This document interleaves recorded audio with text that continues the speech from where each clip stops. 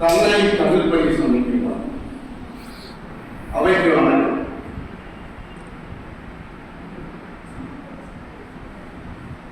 முடங்கில் கிடந்தால் சிலந்தையும் உன்னை சிறைப்பிடிக்கும், எழுந்து நடந்தால் எரிமலையும் உனக்கு செய்யும்.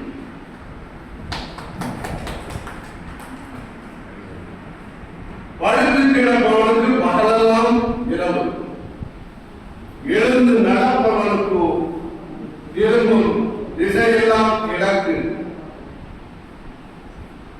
முயற்சி முன்னேறினால் வெற்றி தேவதை உனக்கு மலர்மாலை. மூளை உள்ளவர்களெல்லாம் மனிதர்கள் அல்ல, நல்ல முயற்சி உடையவர்கள் மனிதன். ஆம், என்னுடைய நண்பர் சிந்தனை சொல்லின் செல்வர் கவிதாசன் அவர்களோடு வயத வரிகளோடு அருமை நண்பர் கோவை ஆனந்தன் அவர்களை வாழ்த்துகிறேன். அவரோடு அவரை உருவாக்கிய கவி பட்டறையின் அதிபதி,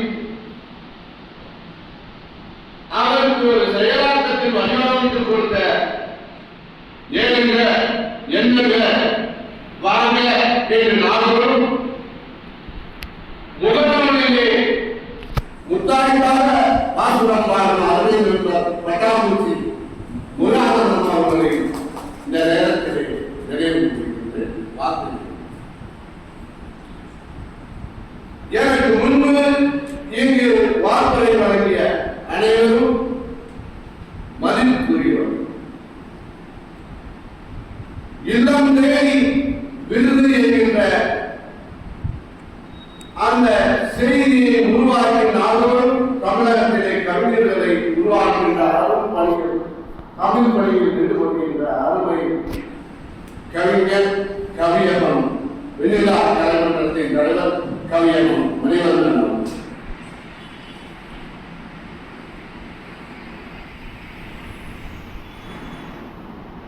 ஏங்க எல்லாமே நம்ம சம்பந்தாங்க. ஒன்றுமே தெரியாது என்று சொல்லிவிட்டு இந்த ஒளிவாங்கியை கொண்டு வந்து அருமையாக உருட்டு உருட்டு என்று உருட்டி சென்ற நண்பர் கவுன்சிலர் அருமை நண்பர் சாந்தலிங்கம் அவர்களே நல்லா பேசுவார். அவர் வரையிலேயே எதிர்கை மொழி. நீங்க எல்லாம் அரசியல் வரணும், தங்கமா இருந்தாலும் சரிங்க, தகரமா இருந்தாலும் சரிங்க, இவ்வளவு செய்தி. இங்கிருந்து எங்களுடைய காரைக்குடி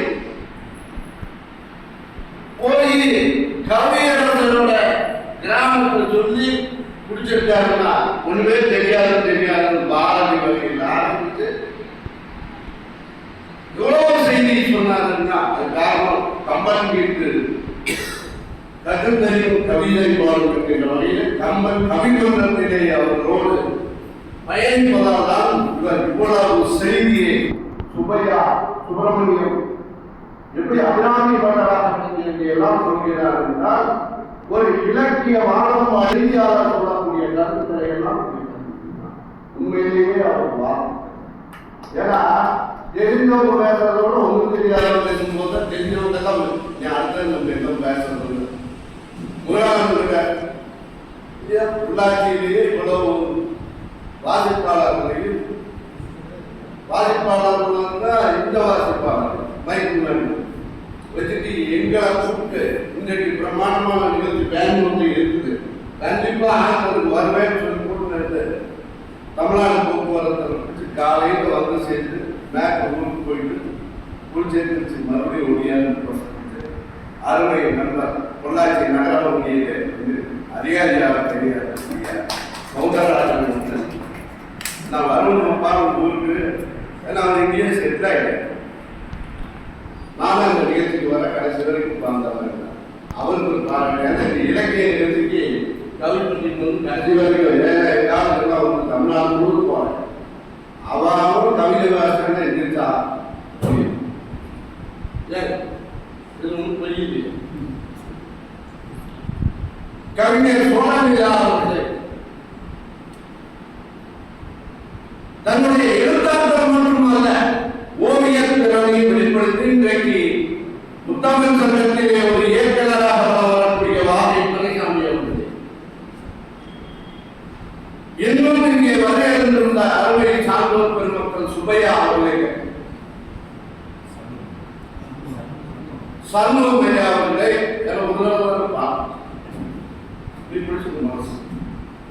இங்கே வரையிறந்துள்ள கவி பெருமக்கள் உங்கள் அனைவருக்கும் கோவை தமிழ் இலக்கிய பாசறையின் சார்பில் நெஞ்சார்ந்த வணக்கம்.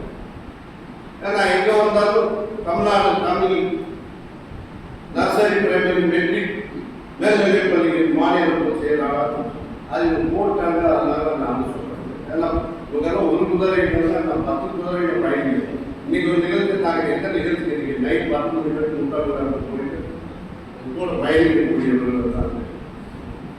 ஆகவே அருமையான நிகழ்ச்சி, அத்தனையே ஐந்து கவிதை அருமையான ரொம்பதான் கவிஞர் இங்க எஸ்கேபா குமாரன் அவருடைய நூல் பொங்கலாட்டத்துக்கே 15 ஆண்டு பார்த்தீங்களா, உடனே வந்தார். அருமை நண்பர் சிந்தனை கவிஞர் கவிதாசன் அவர்களுடைய பட்டறையிலே இருந்து இன்றைக்கு பொள்ளாச்சி தமிழ் மன்றத்திலே துணை செயலாளர் அருமையான கவிஞர்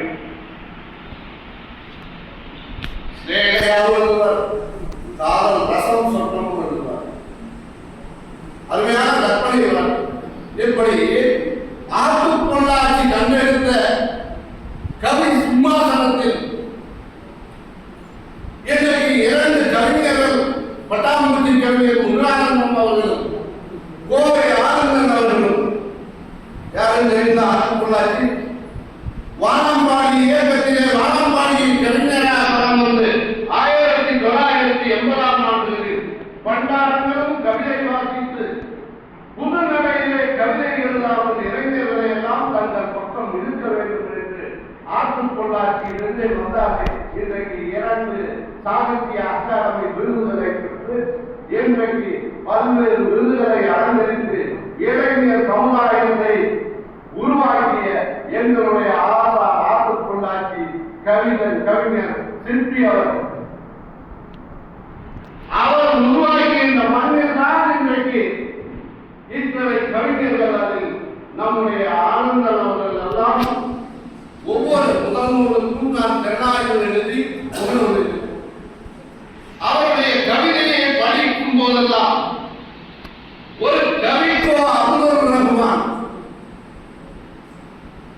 என்னுடைய ஆசானாக படித்ததெல்லாம் ஒரு கல்லூரி சிபிஎம் கல்லூரி இருந்து நான் அங்கம் வகித்தது தமிழ் பாடி மீடியக்கூடிய கோவை அரசு கல்லூரியில் தமிழாசிரியராக மு மேத்தா அவர்களுடைய வரிகள் இத்தனையும் கவிதாயி நிர்மலா சுரேஷ் இவர்களுடைய வரிகளை எல்லாம் பார்த்து நான் ஒவ்வொரு கவிஞரிடத்திலும் இந்த மீட்டுருவாக்கம் தொடர்ந்து இந்த கவிஞர்களுடைய எழுத்துக்களில் எண்ணங்களில் வைர வரிகளிலே நான் பார்க்கிறேன். அதைத்தான் ஆனந்தன் அவர்களும் முந்தைய கவிதைகள் எங்க சுற்றுலால் அவர் விவசாய குடும்பம், விவசாயம் மண் சார்ந்த கவிதைகளை படைக்கும் ஒரு மிகப்பெரிய படைப்பார். விவசாய நிலங்களுக்கு ஏற்படும் பேரறிவுகளை மாட்டுக்காரர்கள் குழந்தைகளுக்கு கிடைத்தது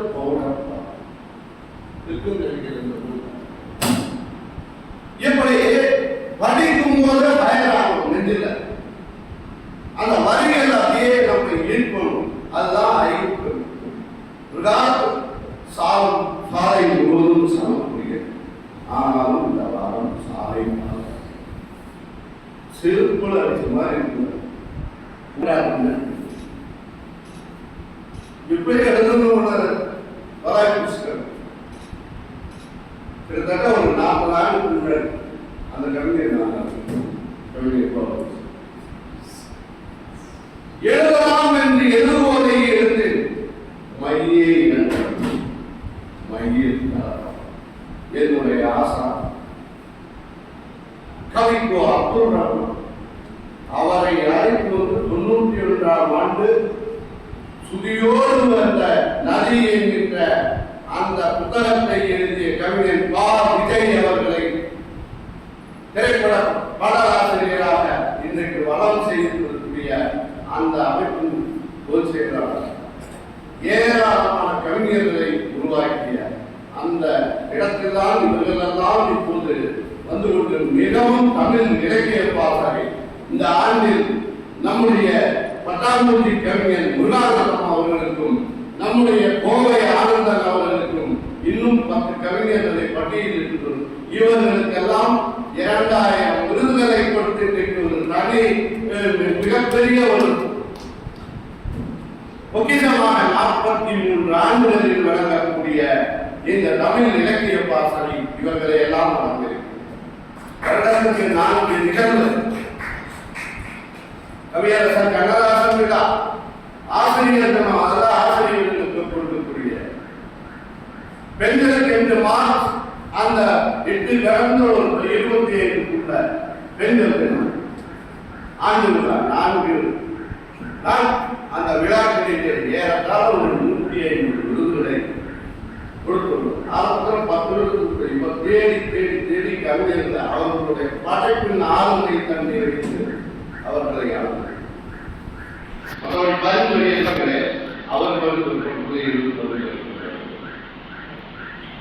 ஆகவே இந்த நூலிலும் கூட ஏராளமான வரிகள் இருந்தால் அது திறனாய்வாக அமைந்துள்ளோம். அதனால்தான் என்னை விட்டுவிட்ட ரகசியமாய் விட்ட சாராயம் வீதியெங்கும் ஆராயும்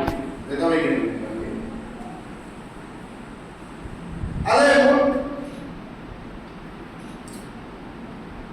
மந்தையில் தப்பிய ஆடு ஆவி பறக்க வேண்டும் தெரியாது.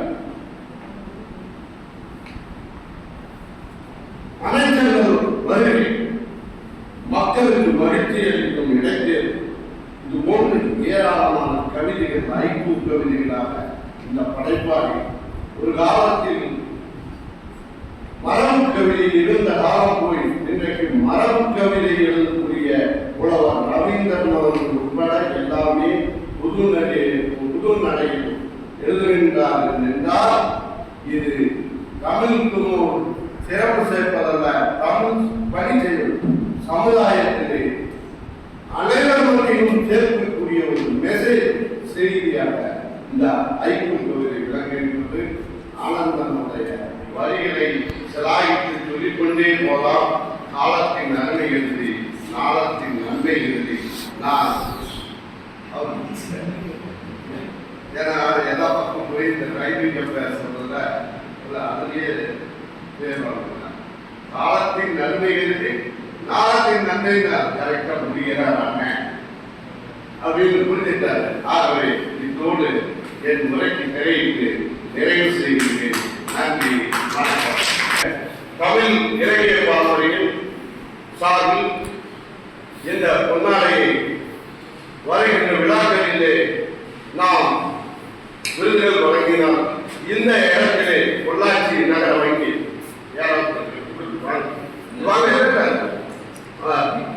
சௌந்தரராஜன் அவர்கள் நாங்கள் அடிக்கடி சந்திக்கக்கூடிய ஒரு நகரமாக